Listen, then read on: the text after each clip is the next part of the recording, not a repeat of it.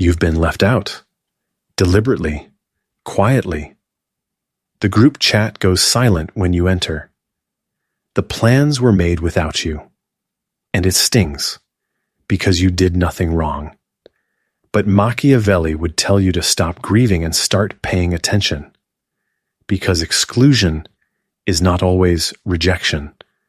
Sometimes it is divine rerouting. God pulling you out of rooms that were designed to keep you small. The people who pushed you to the margins may have done you the greatest favor of your life. And by the end of this, you will understand exactly why being unwanted was the protection you never prayed for. There is a particular kind of pain that comes from being excluded. It is not sharp. It is not loud.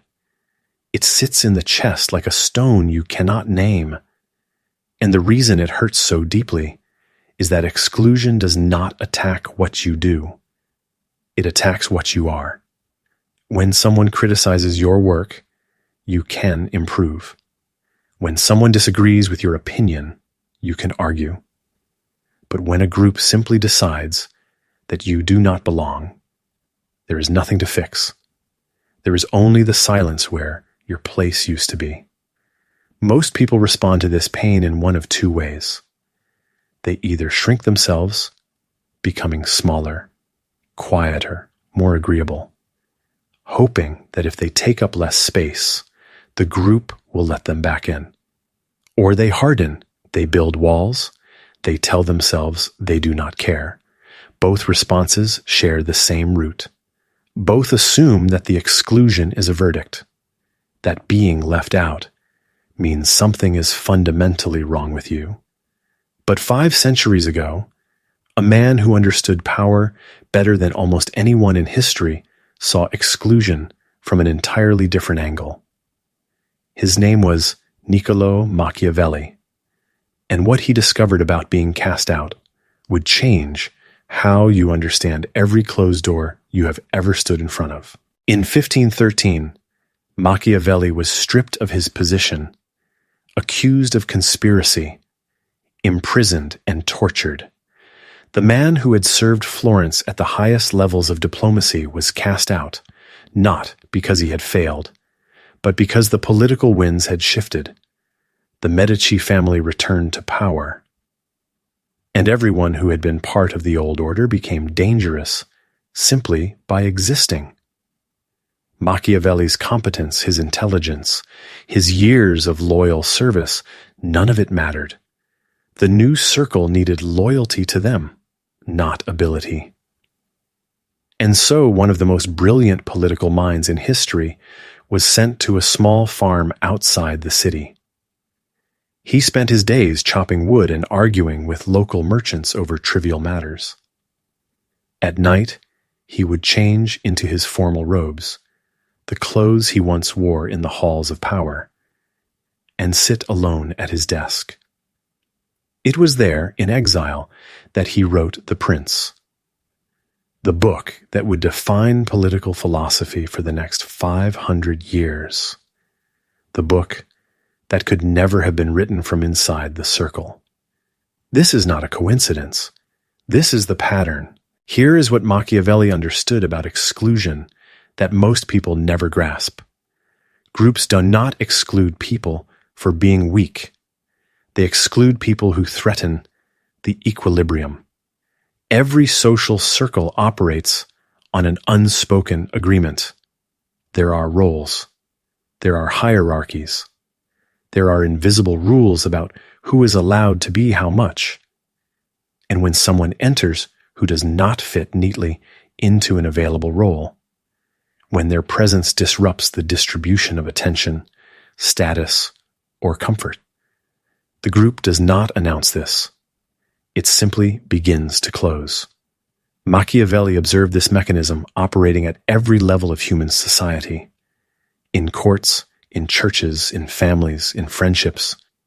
He wrote that men are so simple of mind and so much dominated by their immediate needs that a deceitful man will always find plenty who are ready to be deceived. What he meant was not that people are stupid. He meant that groups will always choose comfort over truth. And the person who carries truth, even unconsciously, even without trying, becomes the threat. The exclusion is not a judgment of your worth. It is a measurement of theirs. The circle closes not because you are lacking something. It closes because you carry something the group cannot accommodate without rearranging itself. And most groups would rather lose a member than rearrange. This is what makes exclusion so confusing. You search yourself for the flaw, but the flaw is not in you. The flaw is in the fit. And sometimes a poor fit is the clearest sign that you were meant for a different room entirely. Take a moment before we continue. Think about the last time you were excluded, the last time a door closed and you could not understand why. Now ask yourself this honestly. Were you actually doing something wrong, or were you simply being something the room could not hold? Tell me in the comments. Describe the moment. You do not need to have it resolved. You do not need to frame it neatly. Just name it. The door that closed, the circle that tightened, and what you believed it meant about you at the time. Because here is what matters about naming it. As long as that moment stays unnamed, your mind will keep interpreting it as evidence of your inadequacy. The moment you write it down, even in a comment, it begins to lose that power. It becomes something that happened to you, not something that defines you. If this is the kind of thinking you want more of, subscribe. What comes next goes deeper into the patterns Machiavelli identified, and how they are still operating in your life right now. Now that you understand the mechanism, you can begin to recognize how it operates in the specific textures of your life. There are patterns to exclusion, and once you see them, you will never unsee them. The first pattern is the most common and the most invisible. It is the slow fade. No one tells you that you are out. There is no argument, no confrontation, no dramatic break. Instead, the replies come a little slower. The plans are made without you, not maliciously, but consistently. You find out about gatherings afterward. You hear about conversations you were not part of. And the worst part is that if you confront it, the group will deny it. Nothing changed, they will say. You are imagining things. This is what makes the slow fade so damaging. It makes you doubt your own perception. You begin to wonder if the problem is that you are too sensitive, too needy, too much. But you are not imagining it. The fade is real. And it almost always begins at the moment when you started becoming more yourself, more honest, more direct, more unwilling to perform a version of yourself that keeps others comfortable. The second pattern is louder. It is the sudden cut. One day you belong. The next day, something shifts. A disagreement, a boundary you set, a truth you spoke that the group did not want to hear, and then gone. The sudden cut often follows a moment of authenticity. You said no when the group expected yes. You refused a role that everyone assumed you would play. You made a decision that prioritized your own integrity over the group's convenience. Machiavelli experienced this firsthand.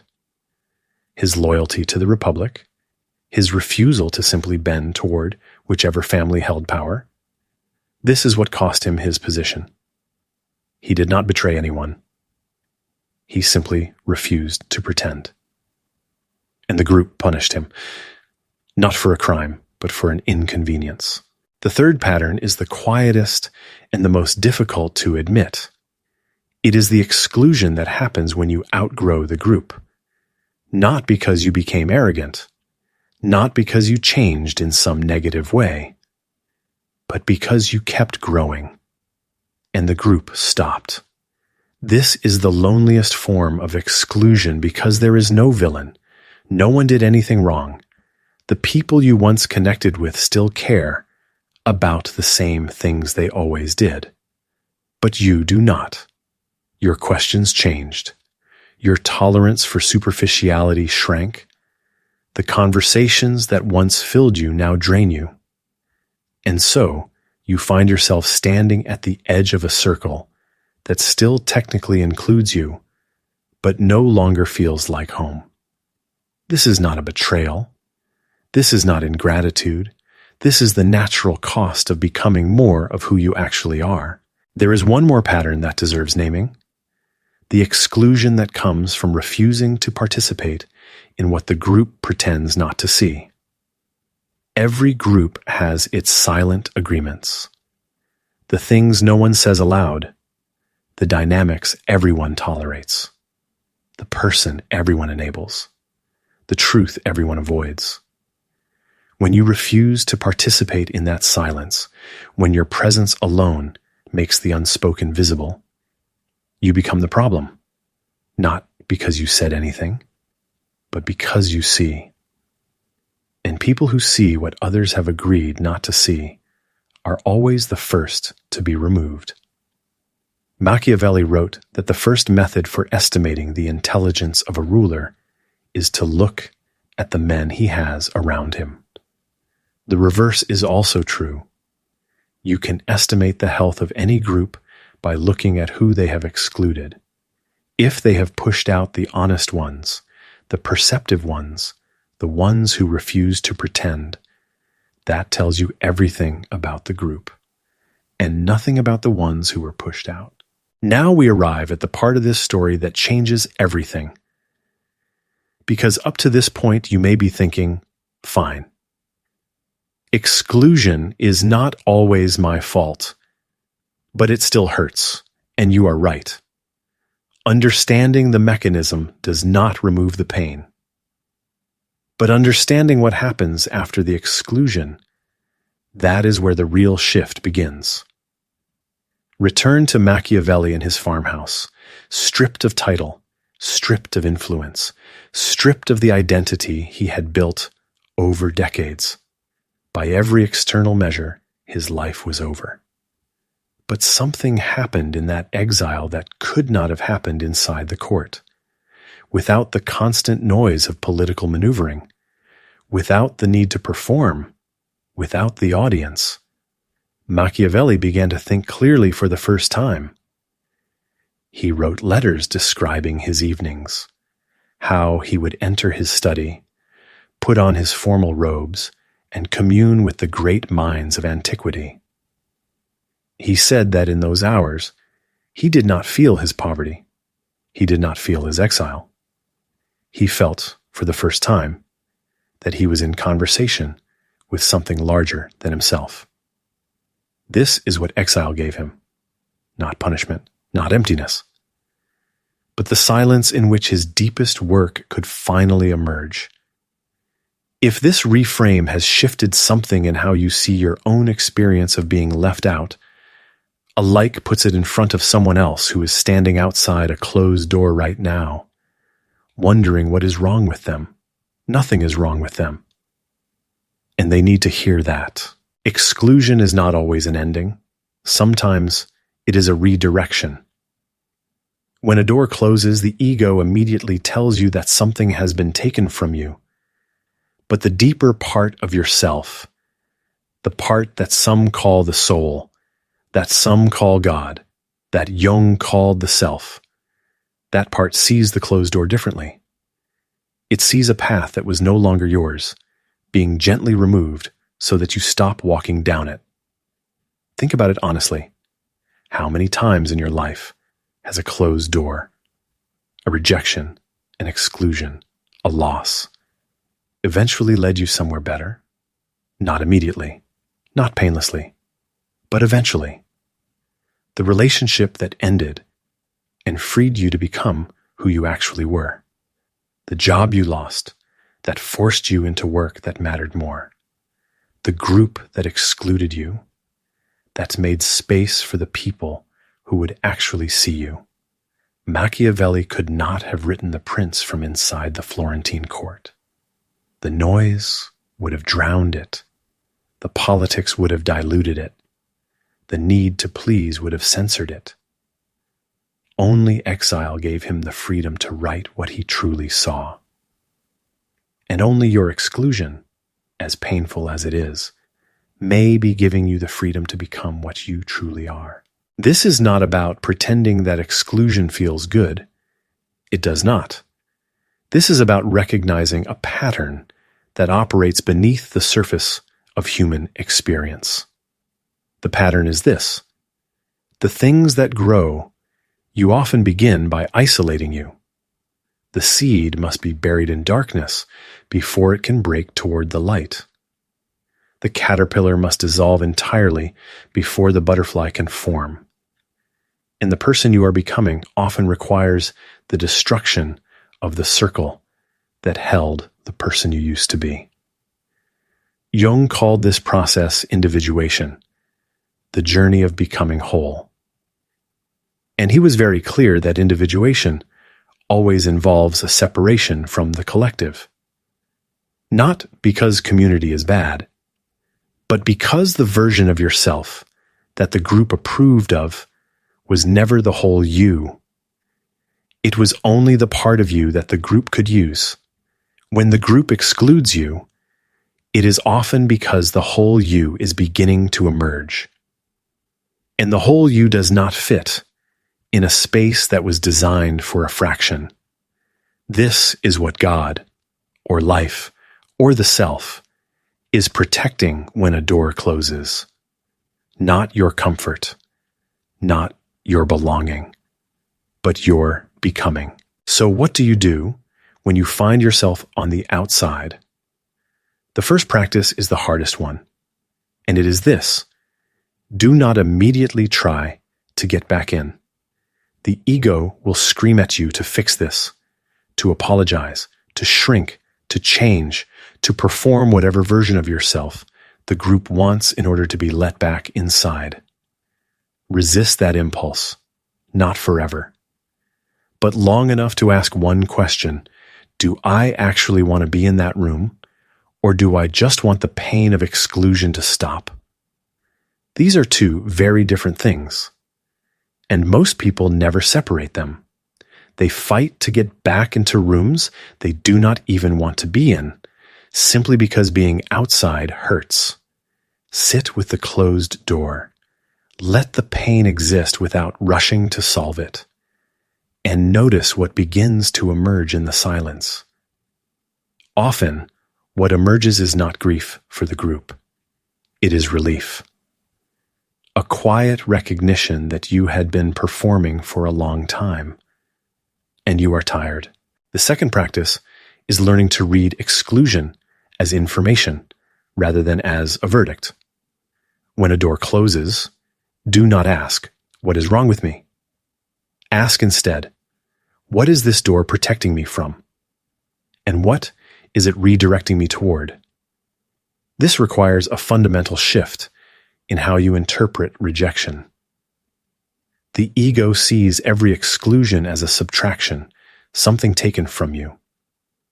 But the deeper self sees it as a correction, the removal of something that was pulling you off course. Begin to look back at your history of exclusions with this lens, not with bitterness, not with false positivity, but with honest curiosity. Where did the closed doors actually lead you? What became possible only because you were forced out of what was familiar? Machiavelli did not choose exile. He did not want it. But he used it. He let the silence of exclusion become the space in which his greatest contribution to human thought was born. You may not write a book that lasts 5 centuries, but the same principle applies to your life. The exclusion is not the end of your story. It may be the beginning of the chapter that matters most. The third practice is the most important. It is this: begin to build from where you are, not from where you wish you were. The greatest danger of exclusion is not the pain itself. It is the paralysis that follows. The feeling that because you have been cast out, you cannot move forward. That you need to be let back in before your life can resume. This is the ego's final trick. It convinces you that your worth depends on the approval of a group that already showed you it cannot see you clearly. Machiavelli did not wait to be invited back. He sat down at his desk and he wrote. He built his legacy from the margins, not from the center. He created from exile what he could never have created from belonging. Your exclusion has given you something the group does not have. Space, silence, freedom from the performance. Use it, not to prove them wrong. That is still the ego talking. Use it to become more of what you already are. The work you do from the outside, honest, unperformed, uncompromised, will outlast every circle that closed its doors to you. Remember where we began. A room full of people. A circle that closed. And you, standing outside, searching yourself for the flaw. Now you know something different. The flaw was never in you. The door did not close because you were not enough. It closed because you were becoming too much for that room to hold. Every prophet was cast out of their city. Every philosopher was misunderstood by their peers. Every person who ever changed anything began by standing outside a circle that could not contain what they carried. You are not being punished. You are being prepared. The exclusion is not the wound. It is the surgery that removes what was never truly yours, so that what is truly yours can finally find you. If you want to keep going with this kind of thinking, subscribe. Every video on this channel follows the same thread deeper. We take the pain that no one talks about honestly, the exclusion, the silence, the doors that close without explanation, and we trace it back to what it actually means. Not with false comfort, not with hollow motivation, but with the same honesty that Machiavelli brought to his desk every night in exile. The next video continues where this one ends, not with another diagnosis of what went wrong, but with the next layer of understanding about what is trying to go right, even when it hurts. You were never on the outside because you were lacking. You were on the outside because what you carry belongs to a room that has not been built yet. And you are the one who will build it. Thank you for being here. I will see you in the next one.